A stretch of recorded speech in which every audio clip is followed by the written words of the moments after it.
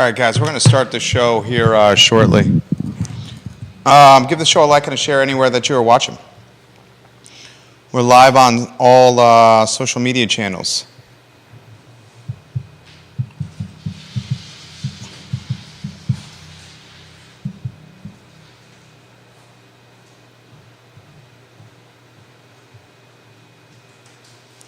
A lot we're going to cover on today's show. Very excited for it. We have a couple more restaurants that are now listed for sale.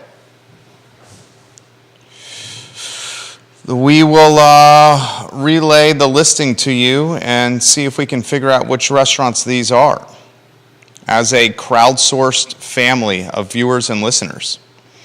I got a fantastic DM from Anonymous, the Twitter handle that routinely interacts with the show that I want to relay to you.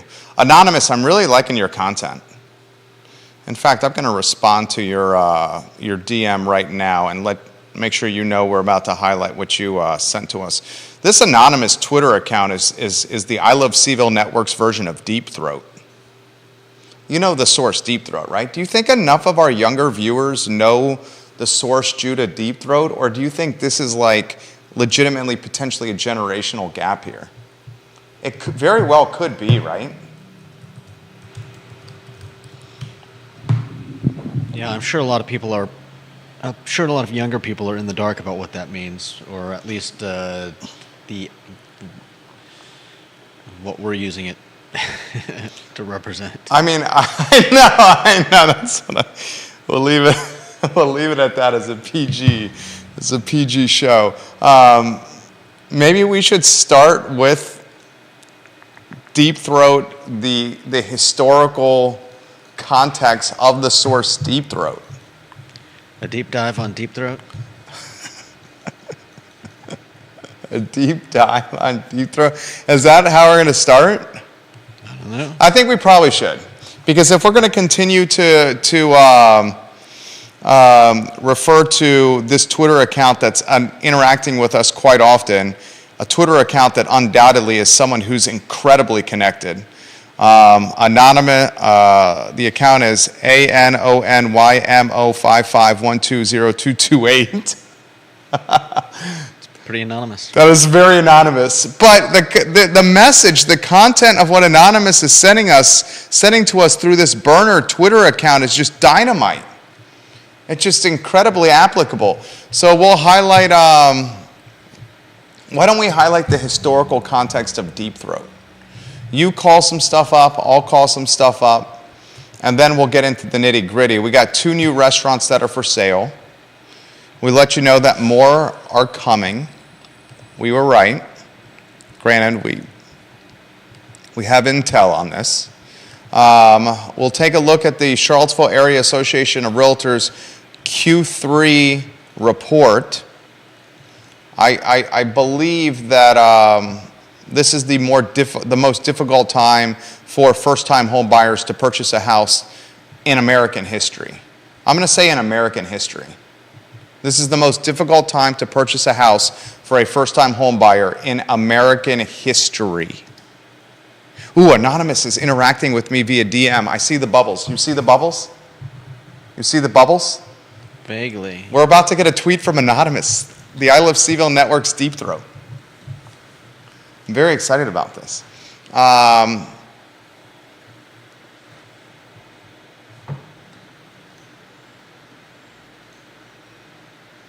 Ooh, I like Anonymous.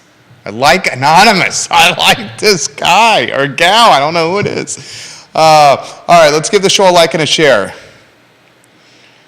Oh, Bill McChesney said, I just Googled Deep Throat. You're not going to come up with Woodward and Bernstein. Tell him, he needs to look. You need to Google Deep Throat source. Deep Throat media. I looked up Deep Throat history after initially typing in Deep Throat, and yes, I did get a chuckle out of that. I'm going to respond, ha ha ha. The results are a little bit questionable. Yeah. You have to add context to your source when it's a term as broad as that. Is that fair? Is that pretty much what you're saying? Yeah, definitely. But it's still kind of funny. I think the mayor of McIntyre is joking with us here. Give it a like, give it a share. Travis Hackworth and Danville. We'll mention some of the stuff that you sent to us today. Carol Thorpe, the queen of Jack Jewett. Hello, Carol Thorpe. The mayor of McIntyre is on the show as well. Nicholas Erpy, the CMO, is on the show. The mayor of Danville is on the show. Sit back, relax, and enjoy the ride. It's going to be a good one. John Blair, the king of knowledge, is on the show. JB, hello JB, we love you JB. All right, J-Dubs, we can, more bubbles from Anonymous, the burner account. I love you, Anonymous. I literally have no idea who you are. I love you, Anonymous. I love you. Let's rock and roll, Gina. Quiet on the set.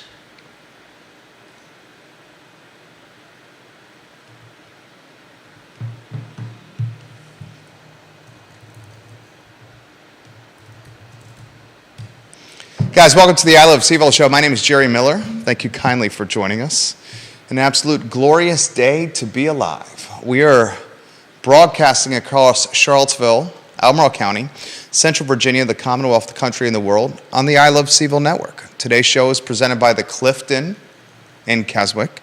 If you'd like a memorable dining experience, a memorable happy hour experience, a fantastic outing for date night, if you're looking for a fabulous place for a wedding, the type of wedding that makes magical memories, it's the Clifton in Keswick.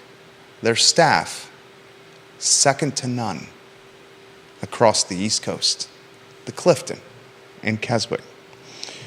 A lot we're going to cover on today's show. Oh, Anonymous, I love what you just sent me here. Anonymous is a smart person. I'm going to read some of these DMs from the burner account that's been interacting with our show that is just absolutely dynamite right now. I'm going to get to the very visible direct messages that we've gotten over the last few days, including some from the mayor of Danville, Travis Hackworth, who's currently watching the program. Danville is the comeback city. And Danville has got a Caesars that is very, very, very near. Travis, why don't you give us a 2-paragraph snapshot? I see that you're watching on one of the 15 Facebook pages this show airs upon. Give me a 2-paragraph snapshot of this news you sent me yesterday about Caesars and the beloved Danville, Virginia. I will then take your 2 paragraphs and I will broadcast it everywhere as we drive brand awareness, tourist traffic, incremental revenue, and positive accolades to your home, the comeback city. Today on the program, we will highlight the Charlottesville Area Association of Realtors Q3 report. The Q3 report just came out. Why the Q3 report comes out in November? Kind of a head scratcher to me. I'm not throwing shade. I'm just highlighting the fact that the Q3 report came out a month and change into the fourth quarter. That's all I'm doing. Just want to highlight that. I'll ask you, the viewer and listener, this question. Is this the most difficult time in American history? Yes, American history, for a first-time home buyer to purchase a house. That's an overall thesis of today's show. I'll offer the thesis to you again. Is this the most challenging time, the most difficult time in American history for a first-time home buyer to purchase a crib, a casa, an abode, a house, a home? Any other synonyms you can think of for house? Judah Whitcow? I got casa, crib, abode, house, home, domicile. That's one. Domicile's one. Wow, I'm getting direct messages on this. I just got this text message from Lauren in Keswick. She says it's not the most difficult time to buy a house in the early 80s, and throughout the 80s, interest rates were way higher, like 18%. That's a fair point. I will challenge Lauren in Keswick on that by saying this. In the 80s, the price points were very different. We still had inflation issues in the 80s like we do now in 2022. We do have, thank you, Michelle. We do have rising rates. Granted, the 30-year fix now is in the 7% range, while in the 80s it was in the high teens. Here's a huge difference, though. The housing prices, the prices of a home in the 80s were incredibly lower than they are now. And as Judah Wickower likes to highlight often on the show, wages and salaries have not kept pace with cost of living and worldly expectations. I mean, how would you characterize that, right? I mean, a good example of this is look at the cost of a college education. The college education is exponentially increased while wages have not, leaving folks in a tremendous predicament. That's why, like, Dave Ramsey has this, like, oh, you are buying too many coffees. Save a couple of bucks every day on buying coffees. Stop eating that avocado toast. Yeah. You damn. Yeah, are you on a two-shot? No. Let's get your handsome mug on there. Dave Ramsey's like, forget the avocado toast. Why are you buying the pumpkin spice lattes? Yeah, just stop getting a coffee at Starbucks every day and save your money and invest. And you can afford a house. What do you say to Ramsey on that? Times are changing. How so? Explain how.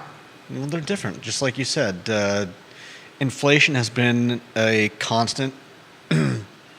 So yeah, our purchasing power is smaller. House prices are higher. So yes, we may be dealing with lower interest rates than we've seen in previous eras, but we're also trying to buy more. Well, we're trying to buy the same amount of house for more money before you hit the inflation and the rates and all that. And most people aren't making as much money comparatively as they were back then. That's the point.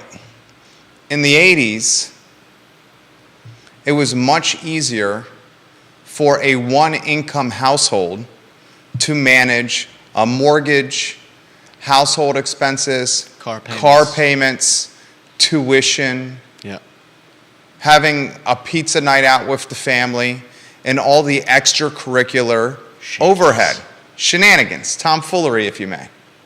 Now, in 2022, a single income household, dude, good luck with that. Challenging is all get out. Yeah. Challenging is all get out. As Kevin Yancey says, in the 80s, the 1980s was before greed took over America. Andre Xavier, the travel entrepreneur, says, what's that? I don't know if it was before greed took over. I mean, I would say corporate profits have been prioritized at a much more aggressive clip. Yeah, definitely. Since then. Mm-hmm. I mean, that would be safe to say. Yeah. I would also say in the 80s, you were able to purchase a home for about $100,000. You try buying a home in Albemarle County right now, if it's in decent condition, you're looking at something that's flirting, touching, snuggling with $500,000. Yeah. I mean, let's be frank here. And wages have not kept pace Have with... not gone up 5 times. That's my point. That's very well said.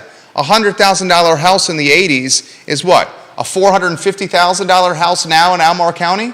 The wages from the 80s to right now have not increased 4.5x. They have not increased 4.5x. And then you throw in these other independent variables I guess they're not even independent variables. You throw in all these other very consuming financial variables, college tuition for students, for kids, Well, even before you get to college, if medical bills. if a family is looking at their their income and saying, look, it's more cost effective for one of us to stay home and take care of the kids than to send them to childcare, I think that's a microcosm. it's a pretty big difference from 30, 40 years ago. Okay, exactly my point. Very well said. Judah Wickower bringing it. Go Judah. It's your birthday. Go Judah. It's not, folks. I don't have a problem singing, making a little fool of myself. Poking fun at yourself is one of the key things for creating human connection amongst others. I just wanted to let people know that it's not really my birthday. Well, we know it's not your birthday. It's this. You've heard the song, "It's your birthday, eat Yeah. chicken, get greasy, and fat." You've heard that before, right? I'm sure I have. I didn't know those were the lyrics. The travel entrepreneur Andre Xavier says the difference is now the gig economy exists. You can make money online, not in the 80s. The ability to make income now is more accessible. How many people are making true bank, true money, and true livings driving Ubers? How many people are making true money, true bank, true living, stacking true paper, selling crafts on Etsy? How many people are making true money, true bank, stacking true paper, showing a little cleavage and a little buttocks on OnlyFans? Yes, there's anomalies, and certainly there are exceptions. There's folks out there, we hear the stories all the time. Dude, I built these ornaments. They're custom made. I sold them on Etsy, and now I got a 6-figure business. Yes, there's exceptions to the rule. I'm showing some body parts on OnlyFans, and I'm making hundreds of thousands of dollars. The reality is the gig economy is not paying true cost of living overhead in particular for a Charlottesville, Albemarle County, where the overhead is astronomical. Yeah. I think it's supplemental income. You can work a 9 to 5. And here's another thing.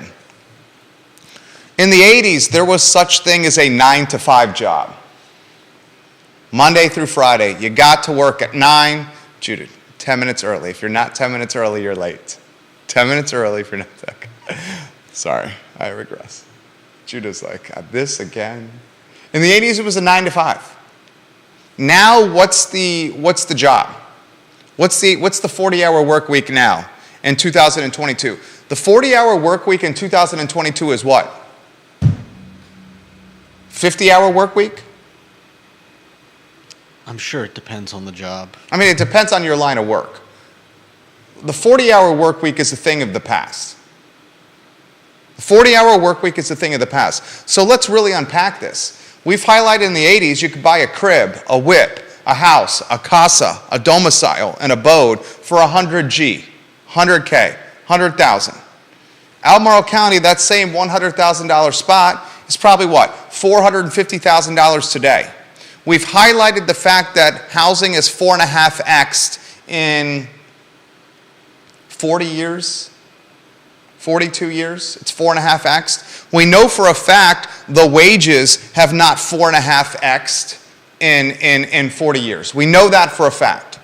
We also know in that 42 years, that 1980 to 2022, we also know that student debt is astronomically more expensive, the cost of tuition, than ever before. I mean, it's almost unsustainable. I can't see the college model sustaining itself. That's a topic for another day. But students that are coming out $250,000 in debt, $300,000 in debt, and then going to work a job that's 80, 90, 100K and have interest rate payments on that student loan debt that's anywhere from 4 to 8%, those students are going to be in debt for a long-ass time.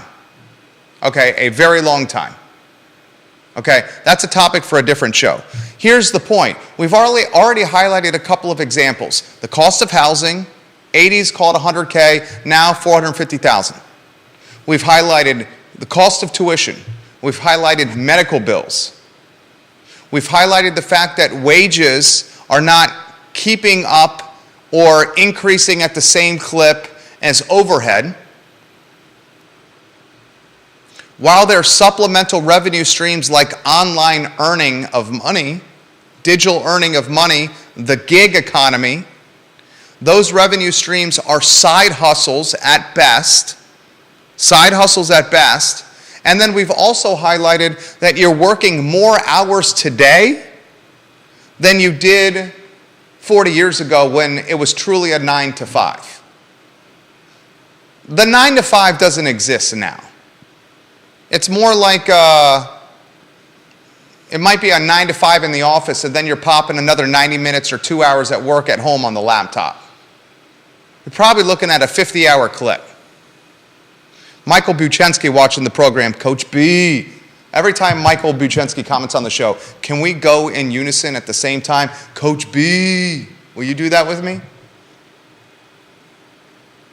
Maybe. I'll Man, try. you're a lot of fun today. I know. Can we do Coach B? Coach B. But we got to do it in unison. Okay, I'm not going to try to do it in unison. Why can't you do it in unison? This is about entertaining, educating, and enlightening. One of the key elements of our E-alliteration is entertaining. Coach B. I'm All not right, going to we'll do it on at the same 3. time as you. It'll be a 1, 2, and 3. And on 3, we do it. We got to wait for 3. Are you ready? You ready? A 1, 2, and 3. Coach B. That's kind of funny. You're not. I guess. Coach B. Coach B says, damn it, Judah, get with the program. He says, damn it, Judah. Oh, God. Buchensky, Coach B. says this. My dad put 2 kids through college and retired at 60 on a principal salary. He also adds, you have to make $200,000 a year now just to make ends meet. Also, we all have to pay into Social Security. We pay hundreds of thousands into this system and get a 1% return. Government has crushed the middle class, and the Inflation Reduction Act is crushing them more. We have bad leadership and need a complete rehaul of our economic system for the middle class. That's a damn good comment. That's an A+ comment. I'm giving them some props for that. We're not open. We're not open. I'm sorry. Oh, gosh. Yeah, no problem. We're doing a live show. Unless you want to come in and join us on the talk show. You want to join us on the show? Okay, next time. All right. We got a fan. You can slide it in the mail slot right there. There's the mail slot. Thank you so much. Very grateful. Fan and loyal follower and viewer of the show here. Offering us a love note. Thank you. Is that a love note? Ooh la la. Ooh la la. He's exactly right. Yeah. Okay, take it a step further. It may be just around the corner. Take it a step further. Here's a predicament here's a crossroads my better half and I are in. And I'm very frank and straightforward on this talk show. We're a one-income family. One-income family, my better half and I. She's the foundation of our soon-to-be 4-person family. Our second son is due literally on Thanksgiving Day. Our oldest is 5 in March. One-income family. Her job is way harder than mine. And I'm clocking easily 70 hours a week. Easily 70 hours a week I'm clocking. And her job is way harder than mine. Stay-at-home moms are arguably the most undervalued, underappreciated profession in the entire world. What should be the take-home pay for a stay-at-home mom? One of the brands did something about this. One of the brands that caters to moms as a key demographic, moms are a key demographic for them, had this analysis of the stay-at-home mom should be earning this much money each year for the work they put in. Can someone put that in the feed? Sweetheart, if you're watching, Are you watching? Can you let us know what that is? What was the brand that did the analysis of what the stay-at-home mom should be making every year? It was like 200 and some $1,000 if you truly were going to bill a fair wage for every hour that you were working as a stay-at-home mom. You're talking 7 days a week, Yeah. around the clock, driving, cleaning, managing, CEO of the house. Her role is the CEO of the house. Andre Xavier says the value of a stay-at-home mother with 2 kids is $180,000. I did my research for my book. That was based on my wife Charlie. There you go. A 2-kid, and Xavier and Andre knows what's up. Dude's a smart dude. Sweetheart, if you're watching, send me that analysis from that brand as well. $180K for the stay-at-home mom. Yeah. That's the most undervalued, underappreciated profession in the entire world. Closely followed by teachers, EMTs, police officers, and firefighters. Someone explain to me how the people that rescue people, the people that protect people, the people that save people's lives, and the people that educate the future of the world are underpaid and undervalued. Oh, she said it to me. She sent it to me. Gosh, she's watching. She's so good. 185,000. There it is. That's what Andre said. Andre called it 180K. This one that she just sent to me, a stay-at-home mom on average worked 106 hours per week. And the fair market value, according to salary.com, for a person, and it could be stay-at-home dads too. I don't want to, let's not forget the dads that stay home. Yeah. And let's not forget the dads and the moms who work and then come home and help out as well. Yeah. I've been voluntold that when our second is born, that I have the 10 p.m. to 3 a.m. shift. I've been voluntold that. Now, granted, I don't really sleep but 3 hours a night, so the 10 p.m. to 3 a.m. shift is just fine by me. But I was voluntold that by the CEO of the house. Mm-hmm. Salary.com says a mom, 106 hours per week on average is working for a family of 2, stay-at-home mom or dad. And Salary.com says the market salary equivalent of that is $184,820. Andre said he did some research and he put it at 180K. So there's some justification. Yeah.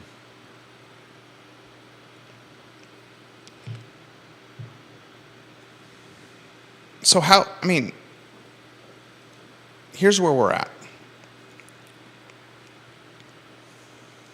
We got Jerome Powell yesterday, the chairman of the Federal Reserve,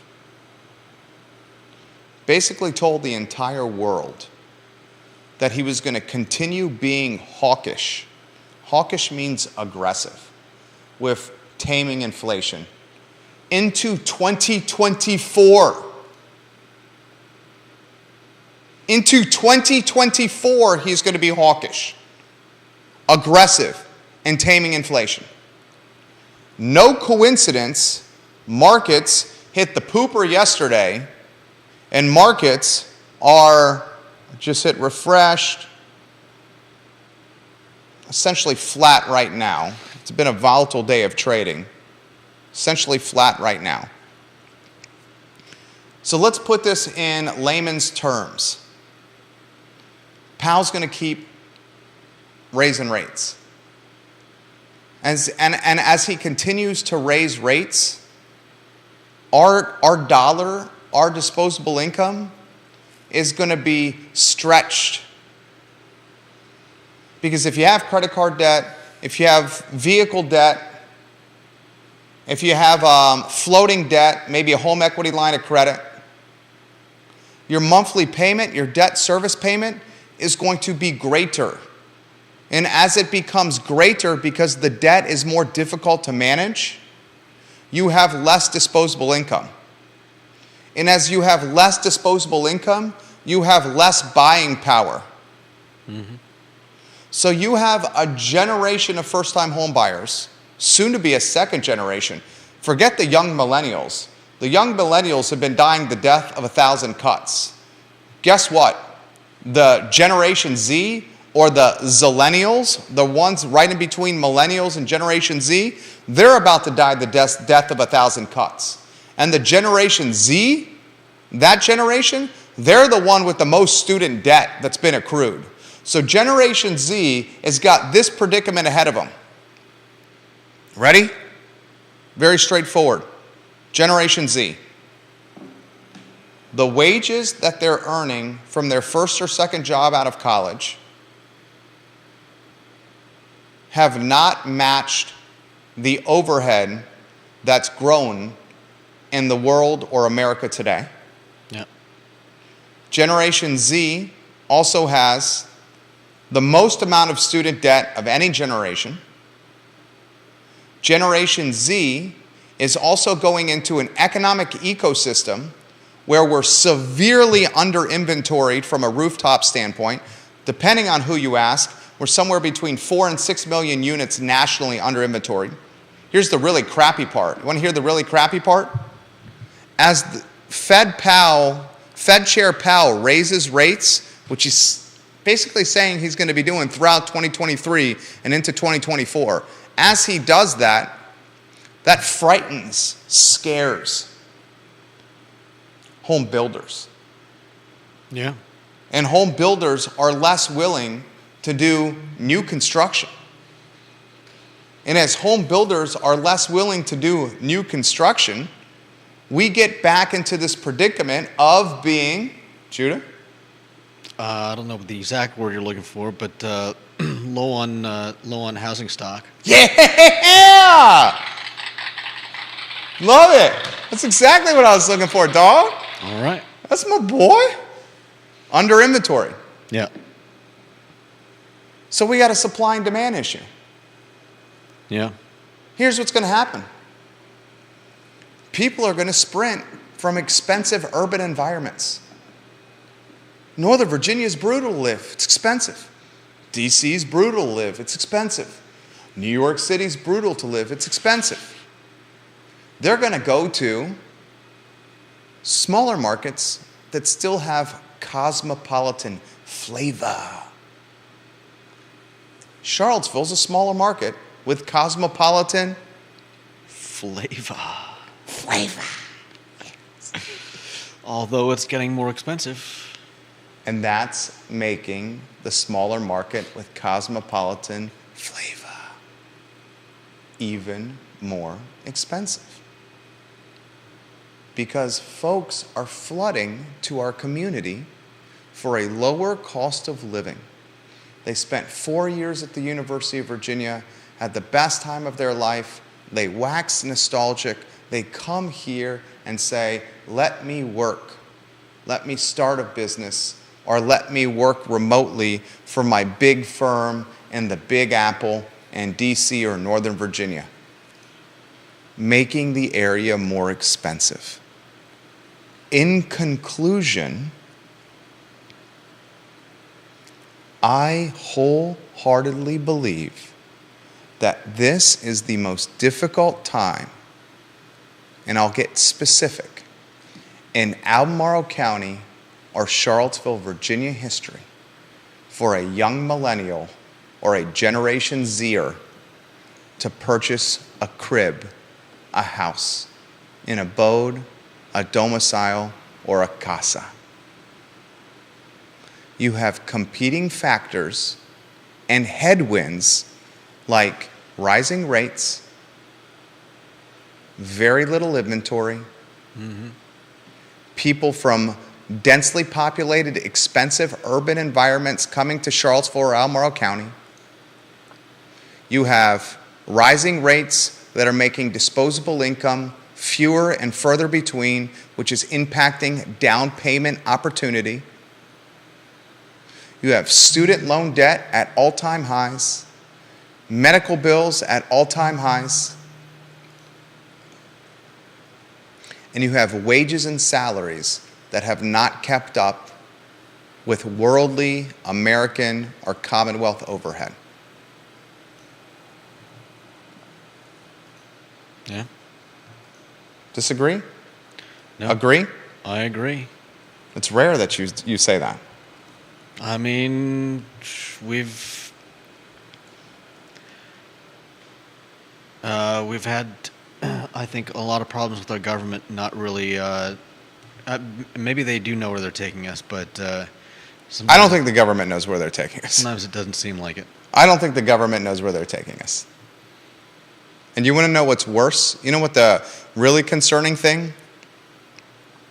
Next year, around the first quarter, Albemarle County and its Board of Supervisors and Charlottesville City Council is going to raise the real estate tax rate, making home ownership even more difficult to manage. Coach B left a comment. Coach B.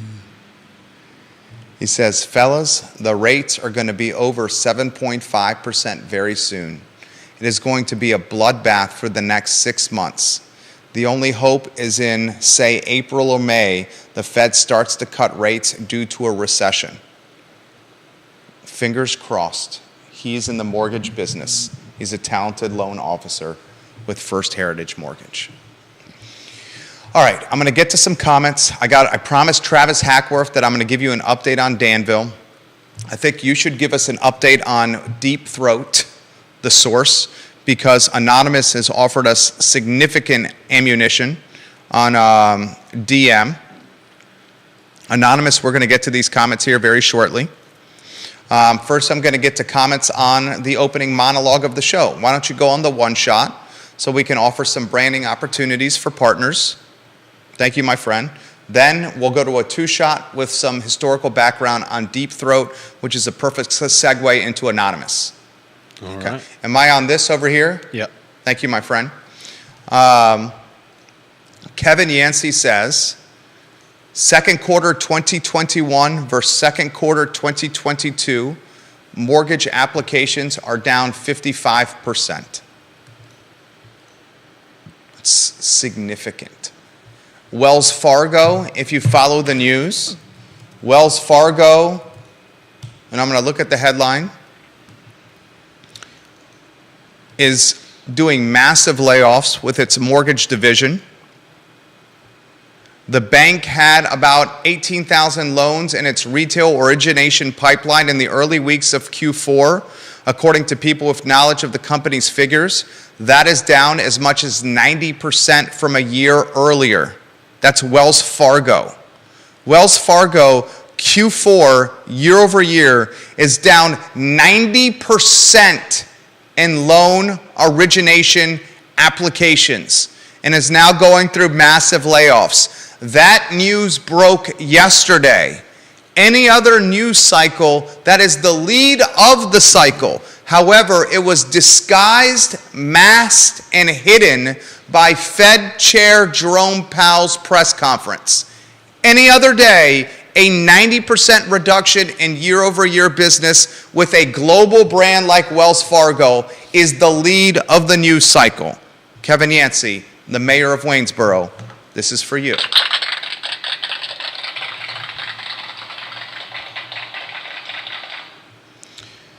More comments coming in fast and furious. I encourage you to go to my Facebook page and read some of the comments that Coach B has left. I think they're absolutely dynamite. In particular, the comment he left about his dad, a principal who retired at 60 on a principal's salary. He puts things in perspective. He is in the business and a smart man, and I believe a father of two. Philip Dow, the king of Scottsville, says this: our administration is saying our economy is great while eating $12 ice cream cones. That's a zing and a little poke and a fair one to our president, Joe Biden. Joe Biden was at an ice cream shop eating a $12 3-scoop waffle cone while the media surrounded him. And he said, inflation and our economy are fine.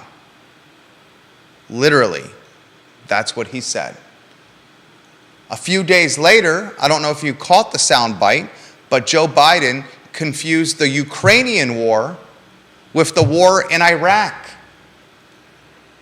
And then when realizing he made the mistake of calling the Ukrainian war the war in Iraq, he said, "Oh, I was thinking about my son who passed away in the war of Iraq." His son actually died in Maryland, unfortunately. Bill McChesney, the mayor of McIntyre, has this comment. The cost of a $100,000 home. Let me see if I can understand this.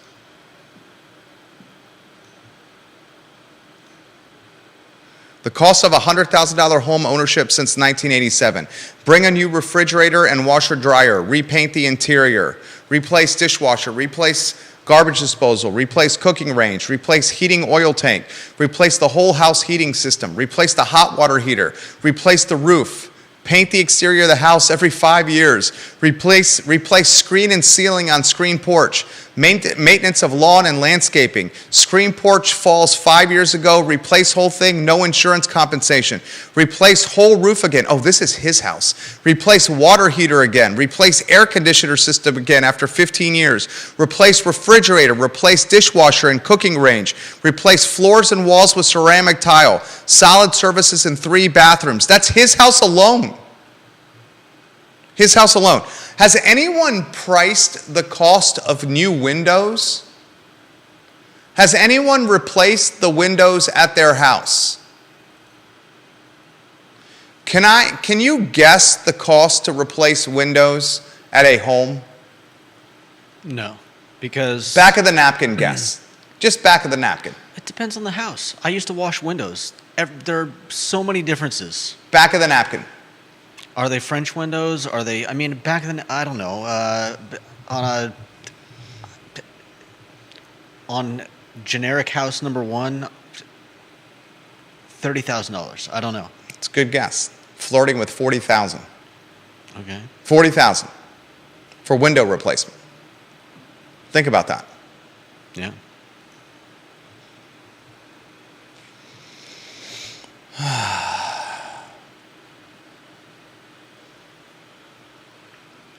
Jay Wyant, the gentleman farmer, the mayor of Sismont. Jay Wyant, Sismont, right? Or is it Esmont? Is it Sismont or Esmont, Jay Wyant? The gentleman farmer. It's both the most expensive time in history to build and the cheapest it will ever be. Ooh, Jay, help me understand that comment, Jay Wyant. And sir, you deserve a moniker, the gentleman farmer. Oh, it's Troy. I'm going to call him the mayor of Troy. The mayor of Troy. Jay Wyant, you will forevermore be known as the mayor of Troy. Please explain this comment. You're in this business. Please explain this. I value your opinion tremendously, mayor of Troy.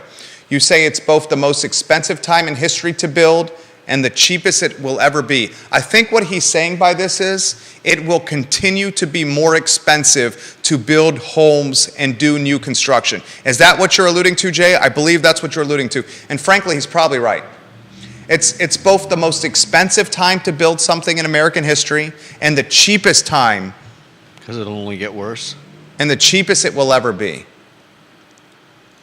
I don't know if it would be the cheapest it will ever be. Because there were cheaper times to build a house. Yeah. I think what he's saying is, Mayor of Troy is saying is, it's going to continue to be more expensive to build a crib. Yeah. And he's right. To do anything. To do anything. Here's something that's not being discussed. Thank you, Jay. Jay, you made the show better. Let's give Jay some props. Mayor of Troy. Mayor of Troy. Love the Mayor of Troy. This is something that is not in the traditional legacy media cycle that you're not reading in TV, hearing on radio, or excuse me, you don't read TV. This is something that you're not watching on Unless TV, you've got subtitles. reading in print, or hearing on the radio, okay? The collateral damage of what Jerome Powell is doing to the American economy is not just job loss. It's not just debt service being more difficult to manage. It's not just quality of life impact. It's not just stress at homes. Jerome Powell is legitimately slowing new construction to a screeching halt. A screeching halt. So whenever we get out of this poop storm that we're in, the small and medium-sized builder is likely either hanging on by a thread, by a 2x4 to stay in business, or completely out of business. And the big builder, the big box builder, like Orion Homes, for example, they're choosing to stop construction because of the cost of goods volatility and because of the rising rate environment we're in. So whenever we're out of this thing, we're going to further be under inventoried across America and in Central Virginia. And because we won't have enough supply, when buyers come back to the market, the cost of existing homes are going to increase even more. And that's a good thing if you own a house, but that's a really, really, really bad thing if you're trying to buy one. A really, really bad thing if you're trying to buy one. Carol Thorpe, the queen of Jack Jewett, and then we're going to go to Deep Throat. Anonymous, we're coming for these messages, Anonymous. They're damn good. Carol Thorpe says this: my husband and I plan to be eating 3 scoops of gourmet chocolate chip ice cream, the flavor the president had in his waffle cone, while watching the Democrats get crushed in the election results on Tuesday night. Good comment, Carol. I'm not taking a stand either way.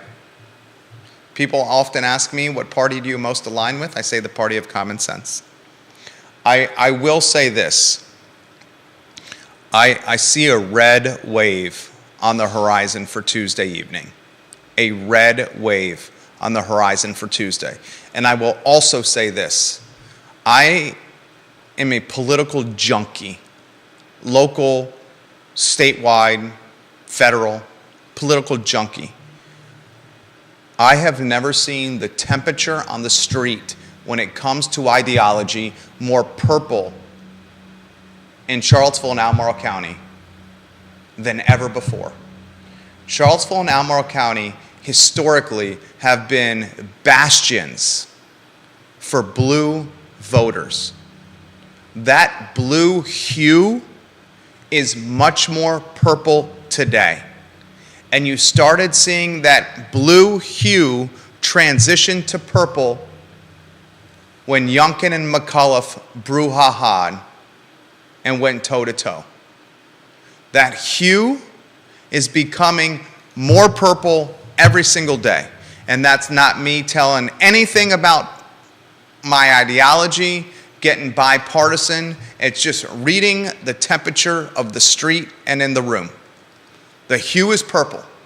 And on Tuesday evening, I think you're going to see a red wave. And I think many in Central Virginia are going to realize, wow,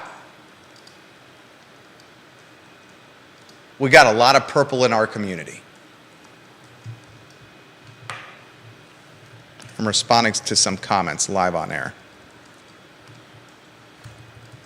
Carol, thank you for watching.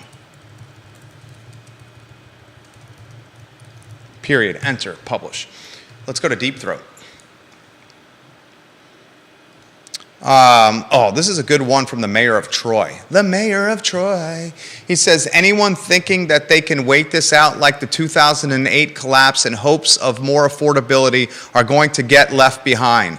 The labor force necessary to create the supplies and to build the homes needed for the current growth no longer exists. Prices and demand will continue to grow exponentially. That is damn good. He's in the business. Yeah. He's in the business. He's exactly right. Here's another wrinkle that a lot of people aren't talking about. A lot of the trades partners, a lot of the subs have sprinted to Florida to rebuild Florida after, what hurricane was it? Was it Hurricane Ivan? Ida, I think. Was it Ida or Ivan?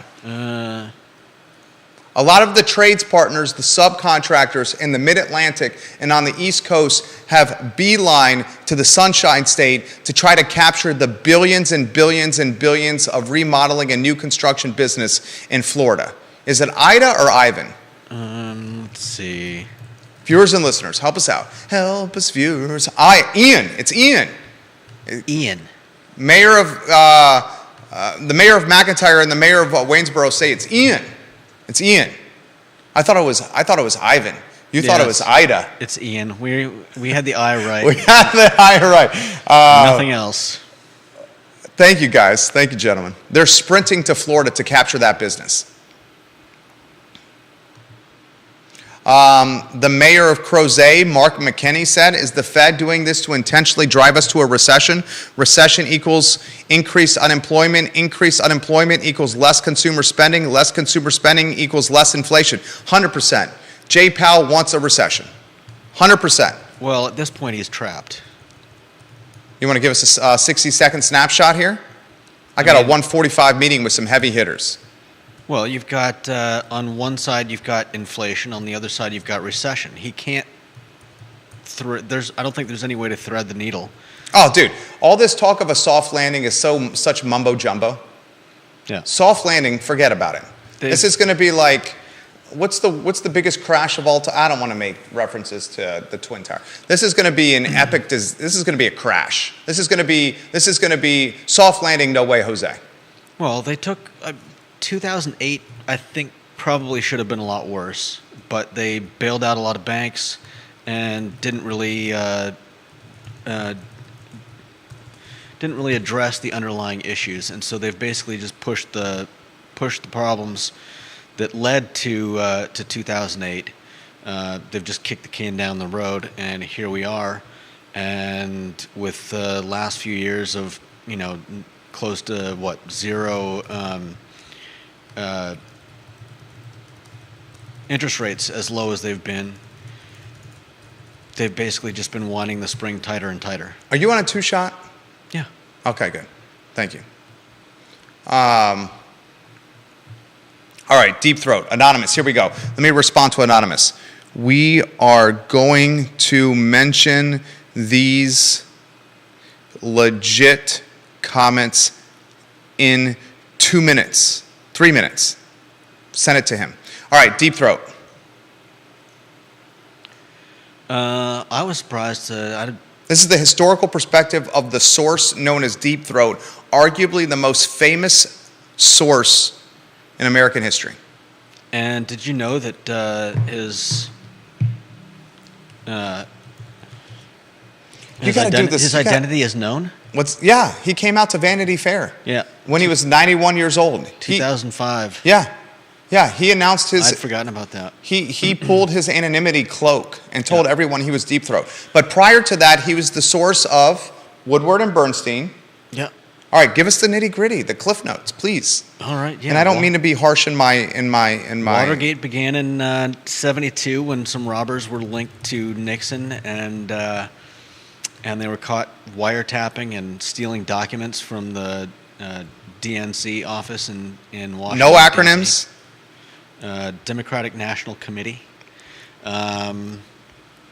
Nixon denied involvement, but Deep Throat fed Woodward and Bernstein, the journalists, a steady flow of information exposing Nixon's knowledge of the scandal, and basically broke it wide open.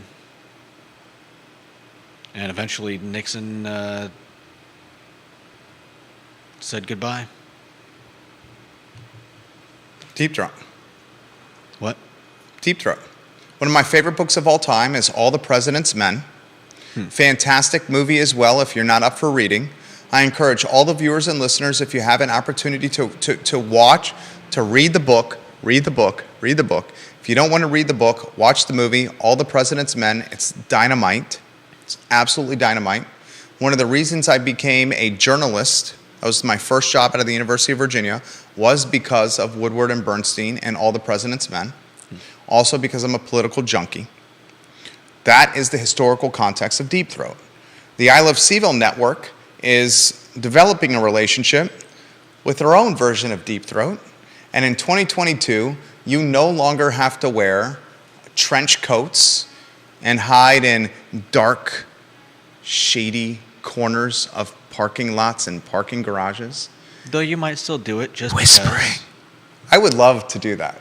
Yeah. I would love to meet a source in the Market Street parking garage while wearing a brown trench coat. Don't forget the fedora. The what? Fedora. Oh, I definitely would have a fedora. Do I have a pipe? I don't know that you need a pipe. Maybe Do I have a cigar. fountain pen? I'd say chain smoke cigarettes. Oh, chain So the smoke smoke cigarettes. is, Oh, it's got to be obscuring- smoky. That's Yeah. right. Would those be Camels or Parliaments or Marlboros? Now, if we're going back, maybe Lucky Strikes. Oh, Judah, Lucky Strikes. So I'm going to be wearing a trench coat, a fedora, Yeah. chain smoking Lucky Strikes, while hiding behind the pillar of parking deck 7 in the Market Street parking garage. But instead of an 82 Cutlass, I'm going to be hiding behind a 2022 Prius or Tesla, Oh, man. a fuchsia Prius. Charlottesville. Ugh. Yancey says we're going to be looking like Columbo. Columbo. Then you just need a glass eye. How about Matlock? Matlock. Murder, She Wrote. Rest in peace, Angela Lansbury. Yeah. Rest in power. All right, our own version of Deep Throat. For the car report, please look at numbers quarter over quarter and not year over year. Actually shows decline quarter over quarter. He says, Anonymous is saying they're hiding the ball. They're hiding the ball. Anonymous is alluding to a shell game. The year over year comparison. Q2 city MSP was 464,000. Q3 405,000. He's saying, Anonymous is saying the values are dropping. He also says, I don't know if Anonymous is a man or a woman, so I can't use pronouns. I just have to say Anonymous. No pronouns here. Anonymous hasn't told me which pronoun they prefer. They prefer that I utilize here. So Anonymous says Q2, the MSP was 464,000. Q3, 405K. He says, I don't love MSP as a metric because it gets distorted by changes in mix, but that's the metric CAR lives by. It seems weird not to note a quarter-on-quarter drop. It's a good comment from Anonymous right there. Anonymous also says this, in terms of difficulty of buying a home, a great metric is the National Association of Home Builders Housing Opportunity Index. Damn, Anonymous is smart. Who the hell is Anonymous? For second quarter 2022, it has dropped to 42.8%, and it was generally in the 60s from 2015 to 2021. For most of that time, median home prices increases were balanced by median income increases and reduction in mortgage interest rates. Obviously, that last one has gone massively into reverse in the last few months. And the pronouns he prefers are he, him. There you go. Dude, let me give Anonymous some props. How do I respond? Dude, exclamation point.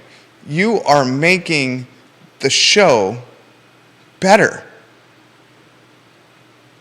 I love you, comma, Anonymous, parentheses, Deep Throat, close parentheses, check spelling, send. Thank you, Anonymous. The I Love CVille Network's Deep Throat. He, him. Thank you. Very nice. Oh, Travis Hackworth, I promise you I'm going to read this. Danville, the comeback city, and then I got damn, are we going to get to the restaurants that are for sale? There's 2 more restaurants that are now on the for sale market. Unfortunately, these restaurants did not utilize the Miller Organization's services to sell their restaurants, which is a topic for another day. Why you would not utilize our services to sell a business, I do not know with the reach we have. But I regress. There's 2 restaurants that just were listed online, anonymously, interestingly, that are for sale now. I wanted to try to decipher which restaurants they were. They are not utilizing our services, so as a result, we will use our crowdsourcing tactics to try to decipher what restaurants are anonymously listed online in a for sale capacity. But before I do, I would like to highlight Travis Hackworth's comment. He is the mayor of Danville and currently watching in the comeback city. He says, Jerry Miller, it looks like Caesars Entertainment may bring a casino to Danville sooner than expected.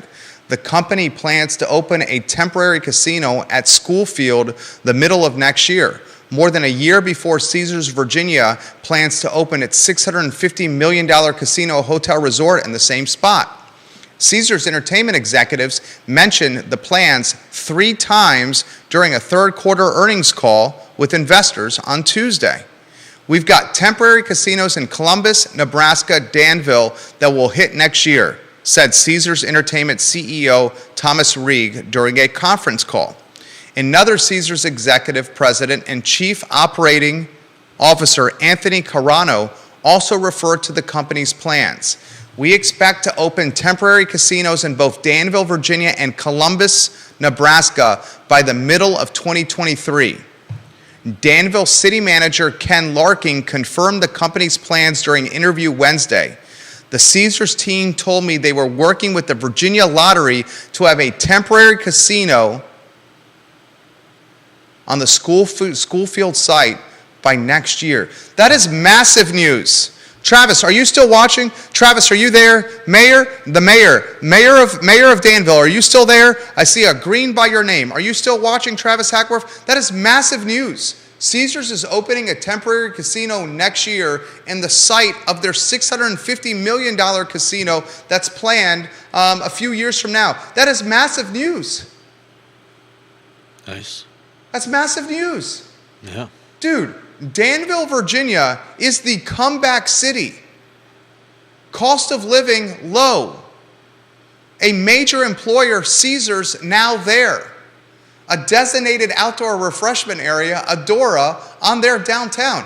I like Doras. I like designated outdoor refreshment areas.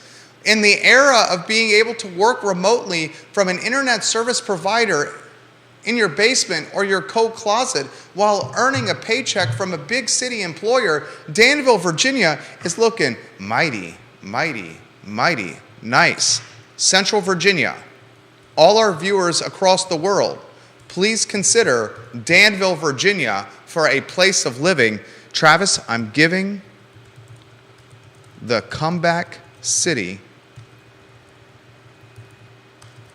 props right now. Dude, I'll straight up say this. I used to say all the time, and I have a 145 with heavy hitters. Don't let me miss my 145 here. I used to say this all the time. If I moved from Charlottesville, Virginia, I say this all the time, I would move to 3 places in America. Boulder, Colorado, Asheville, North Carolina, or Richmond, Virginia. Richmond, Virginia is 50 minutes away from the place that I would move from. If I move, I used to say this all the time, if I moved from Charlottesville, it would be Richmond, Boulder, Colorado, or Asheville, North Carolina. I'm going to add the comeback city, Vegas, Danville, to the list. If I moved from Charlottesville, Virginia, I'd move to Danville. Designated outdoor refreshment area, extremely pro-business, major employer on the near horizon, cost of living is low, housing stock is extremely affordable. We could sell our crib in Keswick and buy a freaking estate in Danville. Yeah. Comeback city, baby. Comeback city. All right.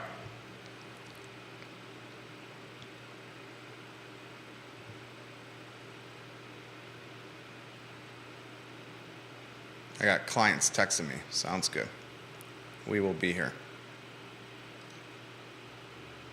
All right. I'll save the restaurants, guess the restaurants till tomorrow.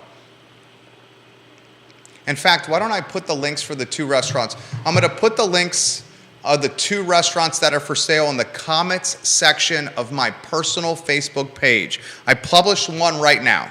Enter publish.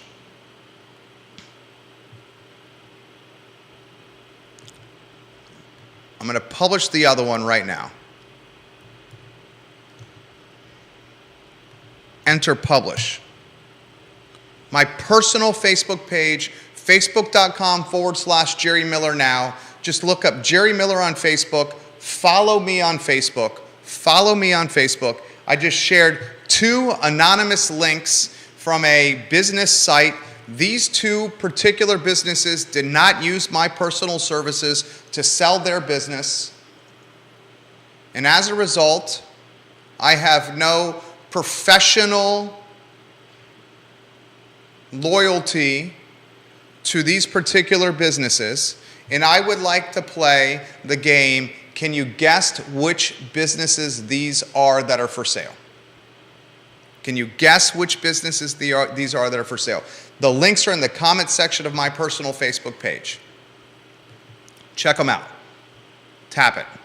I think one of them, there's Maggie. I think one of them may be, hello, good to see you, no problem. It's nice to see you. I think one of them may be, and we are on air, no problem, totally fine. Yeah. We got also a 145 coming up here, which is in about 6 minutes. If you want to just hand anything to J-Dubs, if you want to go to a one shot to me. If you want to just hand, Judah, you want to go on a one shot? Yeah, one shot me, and if you want to just chatter with Maggie about what we're handling right now, that would be fantastic. It's nice to see you, by the way. Nice to see you too. Yeah, it's great to see you.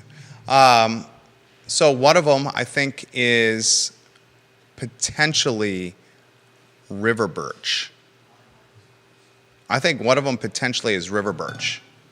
I think the other one, I'm not particularly sure what the other one is. But you guess. We'll bring it up tomorrow on the show. We also have Jesse Rutherford on the show tomorrow, Nelson County Board of Supervisors. J-Dubs, check that text message I just sent you. That way we can pass that along to our fabulous client that's about to take over the entire world over here. The second one, I'm not really sure which one it is, the deli. The first one that's on my comment section, I think is potentially River Birch on Pantops. That's for sale.